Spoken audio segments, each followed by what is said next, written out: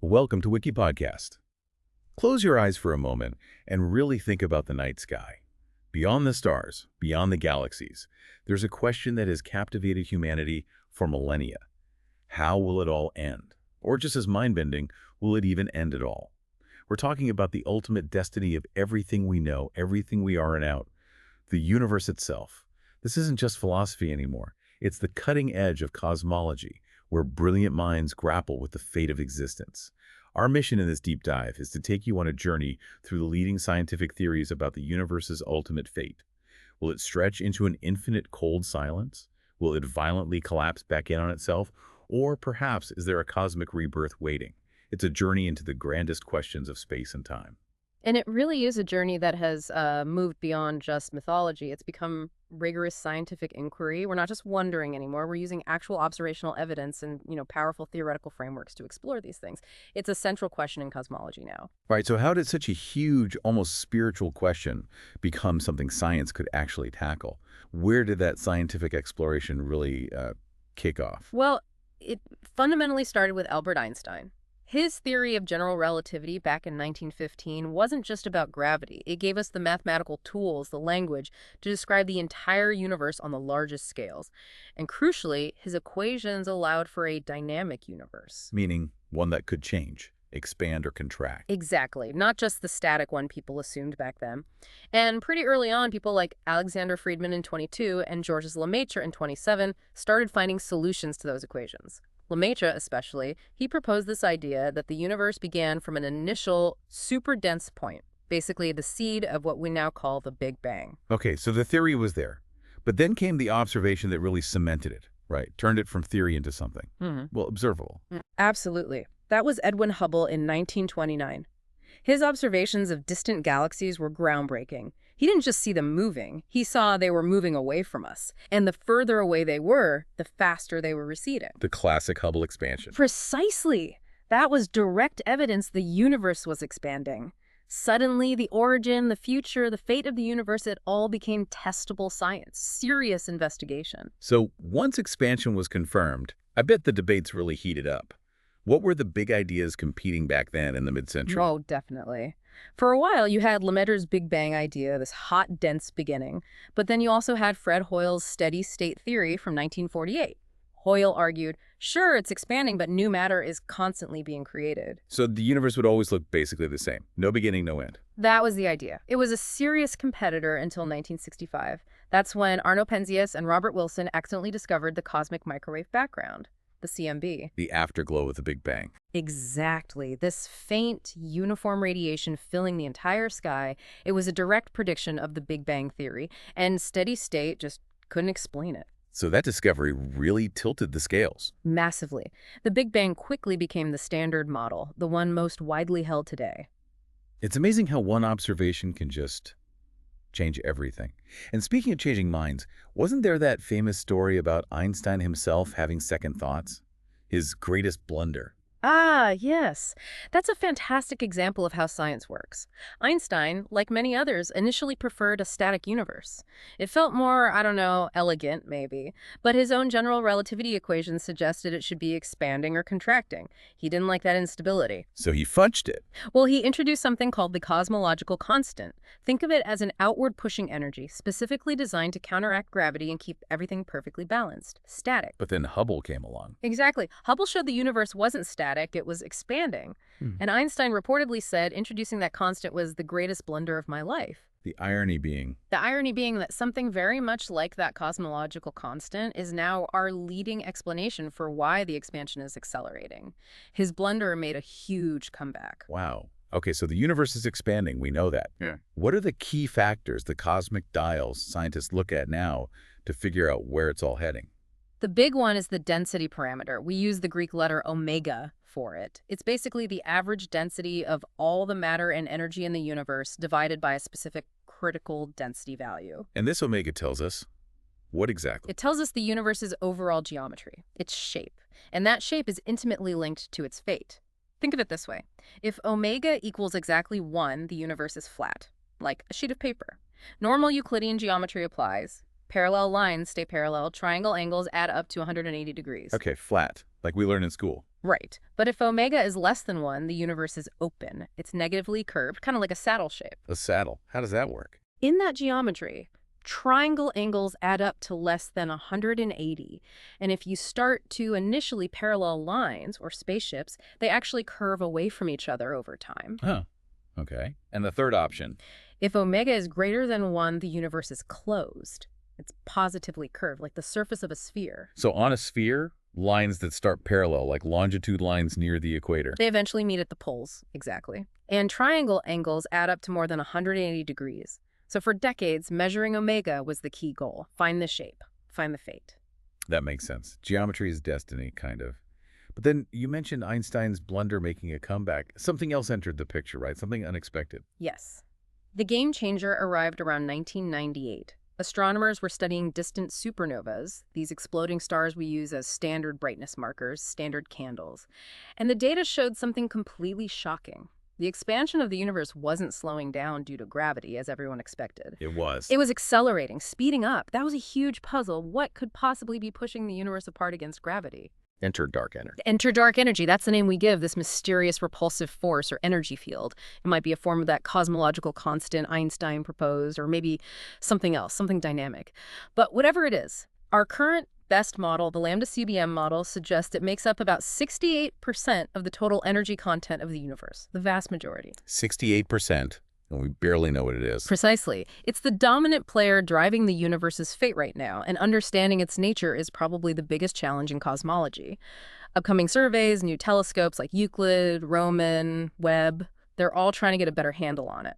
So, given this mixed expansion, gravity, this mysterious accelerating dark energy, what are the main scenarios for the ultimate end, the grand finales? Well, the ultimate fate really depends on that geometry we talked about, which seems flat. We're very close to it.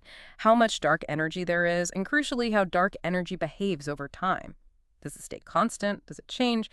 But based on current observations, like from the WMAP satellite and others, which show a flat, accelerating universe, a few possibilities seem most likely. The first, and probably the leading candidate right now, is called the Big Freeze, or sometimes heat death. The Big Freeze. Sounds chilly. It is. In this scenario, the universe just keeps expanding faster and faster. Everything gets spread further and further apart. Over unimaginable timescales, the universe gets colder and colder, approaching absolute zero temperature asymptotically. It just stretches out into cold darkness. So what happens to, well, everything? Stars. Yeah. Galaxies. They fade away. Stars will keep forming for trillions of years, maybe 12 to 10, 14 years. But eventually the gas runs out, existing stars burn out, becoming white dwarfs, neutron stars, black holes. The universe goes dark. Galaxies drift apart, eventually becoming causally disconnected. Even black holes are thought to eventually evaporate over truly immense timescales through Hawking radiation. Leaving? What? Just a diffuse soup of fundamental particles and low-energy radiation, incredibly spread out. Maximum entropy, no temperature differences, no energy gradients. So no possibility for work, for life, for anything complex to happen. Pretty much. The ultimate quiet. This Big Freeze outcome works for a flat or open universe, or even a closed one if dark energy is strong enough to keep accelerating it forever. Okay, that's one fate. Bleak, but maybe peaceful in a way. Yeah. What's next? You mentioned something more dramatic. Yes, the next possibility is the Big Rip. That definitely sounds less peaceful. What happens if dark energy isn't just constant, but gets stronger? Exactly. This scenario imagines a type of dark energy, sometimes called phantom dark energy, whose repulsive force actually increases over time. If that happens, its acceleration could become so powerful it eventually overcomes everything else. Not just gravity holding galaxies together, but electromagnetism holding molecules together, even the strong nuclear force holding atomic nuclei together. It rips everything apart, literally. Literally. The sequence would be horrifying. First, galaxy clusters get unbound, then galaxies themselves fly apart, then solar systems. Stars ripped from planets. Oh, wow. Then planets and stars themselves disintegrate. Eventually, even atoms are torn apart into electrons and nuclei, and then nuclei into protons and neutrons. And finally, everything dissolves into unbound elementary particles. Leaving. A singularity, but an opposite kind to the Big Bang. Instead of infinite density, it's infinite expansion rate, infinite scale factor. Everything is infinitely far apart instantaneously. A very violent end. Okay, Big Freeze, Big Rip. What about the opposite of expansion, going backwards? Right. That brings us to the Big Crunch.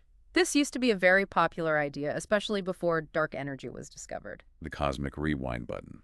Kind of. It's the symmetric opposite of the Big Bang.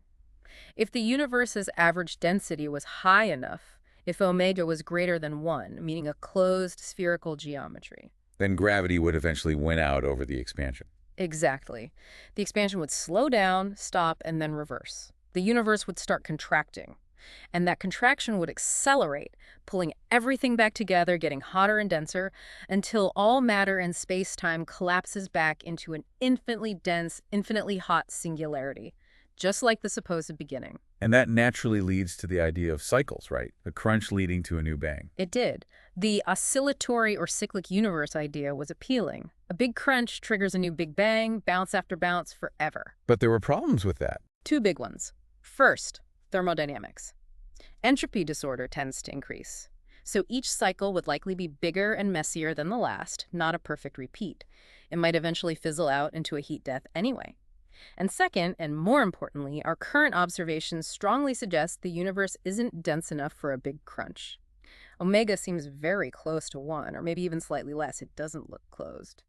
So the simple big crunch, big bounce cycle is mostly off the table now. The simple version, yes, it doesn't fit the data well. But you mentioned simple version. Is there a more modern take on bouncing universes? Yes, there are more sophisticated models, often involving ideas from quantum gravity or string theory, that propose a big bounce without requiring a closed universe first. The idea here is that quantum effects become important near the singularity, whether it's the initial Big Bang or a potential future crunch. Quantum mechanics might prevent a true, infinitely dense singularity from forming. Instead, the universe might reach a minimum size and maximum density and then bounce, re-expand. So the Big Bang itself might have been a bounce from a previous contracting phase. That's the idea in some of these models. It avoids the beginning of time problem and potentially allows for cycles without necessarily violating thermodynamics in the same way, depending on the specific physics involved. Still very theoretical, though. So many possibilities. Freeze, rip, crunch, bounce. It feels like we have these neat categories, but you mentioned earlier how little we know about dark energy. Does that uncertainty throw a wrench in all of this? It absolutely does. That's the cosmic uncertainty aspect. All these scenarios, freeze, rip, crunch, bounce, depend on dark energy behaving in relatively simple ways, either staying constant or increasing smoothly. But we don't know how it behaves. What if its properties change unexpectedly? What if it decays? What if it fluctuates? Like the inflation period early in the universe. That was driven by something similar, wasn't it? And it stopped. Exactly. The universe's early inflation shows that the energy-driving expansion can change its behavior dramatically. So maybe the current dark energy will too. If it changes in ways we can't predict, the ultimate fate could be something we haven't even conceived of yet. Okay, is there anything even weirder than a big rip? Any other really out there possibilities? Well, there's one more that's quite unsettling. The big slurp, or more formally, false vacuum collapse. The big slurp. That sounds messy. What's a false vacuum? Imagine the universe's current state, governed by the laws of physics and fundamental constants we know, isn't the absolute most stable, lowest energy state possible. It's like a ball resting in a small dip on a hillside, when there is a much deeper valley further down. So it's stable for now, but not truly stable. Exactly. It's a false vacuum. And quantum mechanics allows for the possibility that, completely randomly, a patch of the universe could tunnel through the hill into that lower energy true vacuum state. And if that happens? A bubble of this true vacuum would form and expand outwards at nearly the speed of light. Inside that bubble, the fundamental laws of physics could be radically different. Different how? The strengths of forces, the masses of particles, maybe even the nature of space-time itself could change instantly. Any structure based on our current physics, atoms, stars, galaxies, life, would be instantly destroyed within the bubble. Obliterated. Just gone. No warning. No warning. It could happen anywhere, at any time, or never. It's statistically possible, but we have no idea how likely it is, or how high the hill between vacuums might be. Would it destroy the whole universe instantly? Actually, no. That's a strange detail. Because the bubble can only expand at or near the speed of light, and distant parts of the universe are already receding from us faster than light due to cosmic expansion. The bubble could never reach them. Exactly. So it would be utterly catastrophic for our region of the cosmos, but potentially only a localized event on the grandest scales. Still not exactly comforting. Definitely not. So big freeze, big rip, big crunch, big bounce, big slurp. or just plain cosmic uncertainty. How on earth do scientists try and figure out which one, if any, is correct? How do you weigh these possibilities? It really comes down to refining those measurements we talked about. It's about weighing the universe very carefully. We measure the contributions of everything: normal matter, radiation, dark matter, dark energy. We map how galaxies cluster together on huge scales. That pattern is sensitive to the cosmic parameters. And the supernovas. Yes, observing those distant supernovas helps us track the expansion history, seeing how it sped up. And crucially, studying the cosmic microwave background, that baby picture of the universe.